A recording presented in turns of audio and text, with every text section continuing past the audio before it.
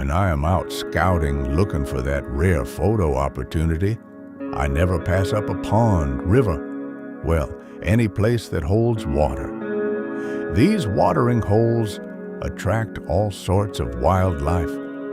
I enjoy taking a few moments to sit down and listen to the birds chirping and the cool breeze rustling the leaves of the nearby trees. At this moment, I am observing 2 Western Sandpipers and a lesser yellowlegs. There are a lot of other things going on around me, but for now, these 3 have captured my attention.